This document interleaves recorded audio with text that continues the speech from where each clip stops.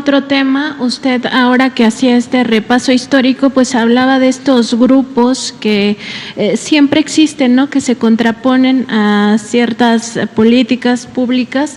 En el caso de más bien de la nacionalización del petróleo, pues hubo quienes, y decía, hay algunos que ni siquiera tienen pues afectación, ¿no? Pero hay otros que sí. Y yo le quiero plantear este tema sobre grupos que sí se sienten lastimados por lo que está pasando ahora. El caso del llamado cártel de las medicinas, en Contralínea hemos dado seguimiento a este tema y estamos viendo que dentro de este llamado cártel de las medicinas hay un vínculo directo hacia la guerra sucia mediática que está pues ahora mismo, como usted decía, por esta temporada que estamos viviendo de lo electoral, pues está todo lo que da. En el caso de este cártel de las medicinas documentamos que hay un grupo empresarial grande, son 24 consorcios que estarían involucrados y que al menos son 45 empresas de esos consorcios que estarían vinculados a este llamado cártel de las medicinas. Hasta ahora se ha dado aquí a conocer públicamente el caso de 10 de estas intermediarias que ni siquiera fabrican los medicamentos, sino simplemente se dedicaban pues a hacer negocio. En ese sentido, presidente, preguntarle qué tan difícil o cuántas dificultades han enfrentado para ir limpiando este sector sanitario de toda esta pues presunta corrupción, sobre todo si se tiene en cuenta que entre los políticos que estaban involucrados en estos temas, pues también estaba un digamos opositor o adversario de usted histórico, como es el caso de la familia de Roberto Madrazo y su vínculo directo con el portal Latinos. Y en ese sentido también preguntarle, presidente, si tiene conocimiento de que se hayan presentado ya algunas denuncias de carácter penal, porque en nuestra investigación lo que se identifica son algunos temas de presunto tráfico de influencias y también de presuntos sobreprecios que han causado daño no solo al erario federal, sino también al erario de los estados, porque este mismo cártel operaba también ante gobiernos estatales. Bueno, pues sí, es un asunto que provocó mucha reacción, porque era muy jugoso el negocio. 300,000 millones de pesos anuales aproximadamente. Sí, sí, era mucho dinero y muy pocos controlaban todo este negocio, estos 300,000 millones. Pues eran 10, 20, 30 empresas y habían políticos, o hay políticos, ya ahora no quieren aparecer, pero eran políticos y llegaba hasta los medios de información. Era una red de componendas, de complicidades y apoyada desde el gobierno. Bueno, al grado de que no se podían comprar medicamentos en el extranjero. Ya ven que hay una institución que se llama la de la competencia, la COFESE, pero ahí no aplicaba. Se tenía que comprar los medicamentos en el país. Nos costó trabajo reformar la ley para poder comprar los medicamentos en cualquier país del mundo, porque ellos no tenían los medicamentos o los vendían muy caros o adulterados,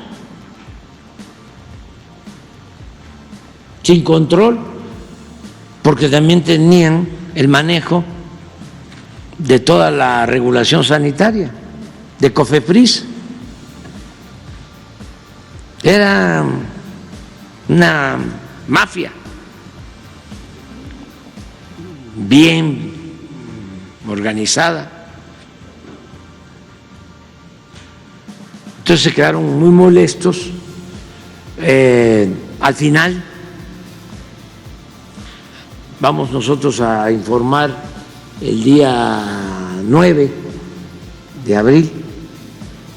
Van a estar con nosotros los gobernadores, las gobernadoras, el director del Seguro Social, el secretario de Salud. Se va a informar de cómo vamos en el propósito que tenemos de garantizar el derecho a la salud. Vamos a informar el día martes 9 de abril, aquí, sobre eso. Entonces vamos avanzando, 23 estados, porque 9 los gobiernos estatales no aceptaron. 9 no aceptaron. Y hay, también lo puedo decir, hay cuando menos 3 excusas, pretextos o razones, argumentos, pero eso que cada quien lo interprete. Pienso que unos sostienen que van a hacer lo mejor que la unión esta de estados para federalizar la salud pública. Piensan que ellos lo pueden hacer mejor o lo están haciendo mejor. Lo segundo es que no les gusta, aunque parezca increíble, la gratuidad.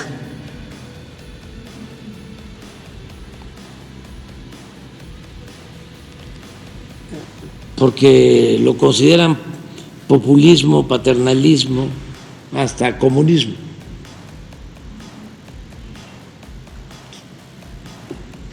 Ellos son de la idea que se debe de cobrar el servicio de salud, que tiene que haber la llamada cuota de recuperación, y no les parece que lo que estamos planteando nosotros sea quitar las cajas registradoras de los centros de salud y de los hospitales y garantizar el derecho a la salud de calidad y de manera gratuita. Considerar que la salud es un derecho, no un privilegio. Pero hay un choque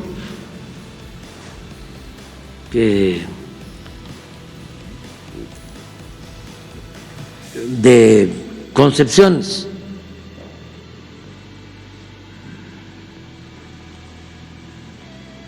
Ya hemos visto aquí cómo cuando planteamos que íbamos a aumentar las becas para que se capacitaran más médicos generales para la especialización de médicos generales, las asociaciones de médicos especialistas me mandaron una carta en contra, porque íbamos a pasar de 9,000 becas a 20,000. Y entonces en la carta me dicen que eso es imposible, que no tenemos capacidad en hospitales ni en las universidades para aumentar a ese número las becas y tener más especialistas. Increíble. No querían que hubiesen más cardiólogos, pediatras, que nos hacen falta, porque sí hay una herencia nefasta que nos dejó el periodo neoliberal, fue esa, que no tenemos los médicos en nuestro país, no tenemos los especialistas que requerimos, porque como querían poner la salud al mercado como la educación, pues cerraron la posibilidad de que estudiaran los jóvenes que querían ingresar a las universidades y en especial a las escuelas de medicina, con la mentira, con el pretexto de que no pasaban el examen de admisión. Entonces eran miles de rechazados cada año. Al final no tenemos los especialistas. Un daño terrible al país. Pero todavía con esa mentalidad, pensando de que eso era lo correcto, porque duró mucho este adoctrinamiento, 36 años,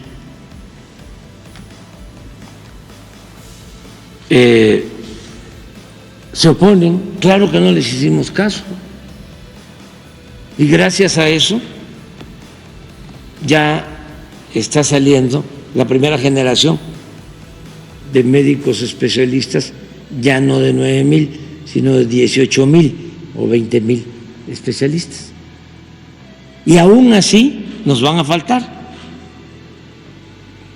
Ya el martes de mañana en 8 que vamos a informar, van a saber cómo estamos en centros de salud, en hospitales, con médicos, con especialistas.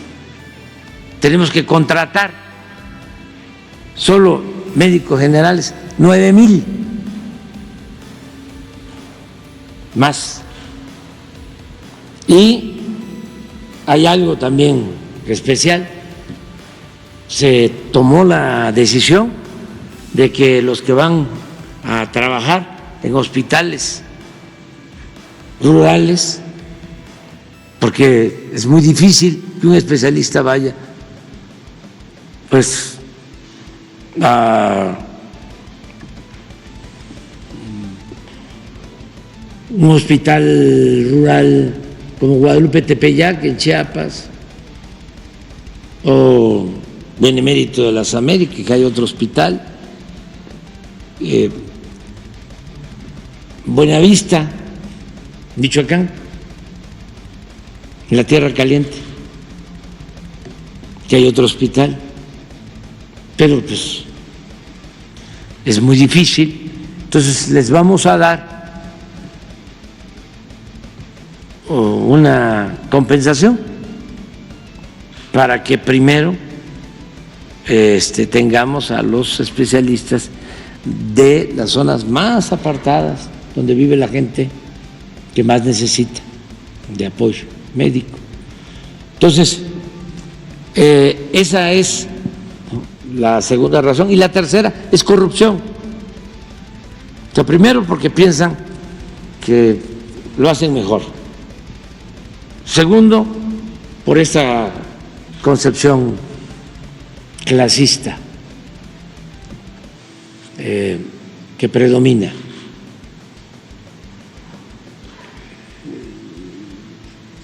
De llamar paternalismo a lo que se destina al pueblo y rescate o fomento lo que antes se destinaba a los potentados. Entonces, eso es lo segundo. Y lo tercero, corrupción. Se acaban de terminar afortunadamente los contratos de abasto de medicamentos en el sistema de salud pública del Estado de México. Increíble, las farmacias de los hospitales estaban subrogadas, privatizadas.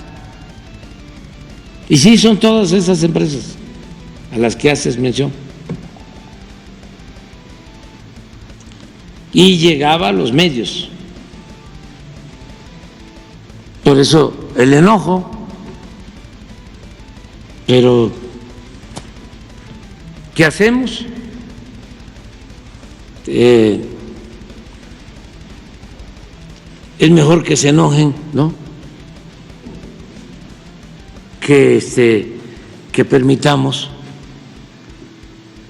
la corrupción.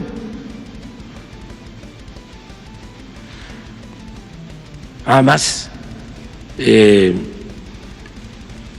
no todos padecen del enojo de estos ambiciosos. Somos pocos los que padecemos de ese enojo.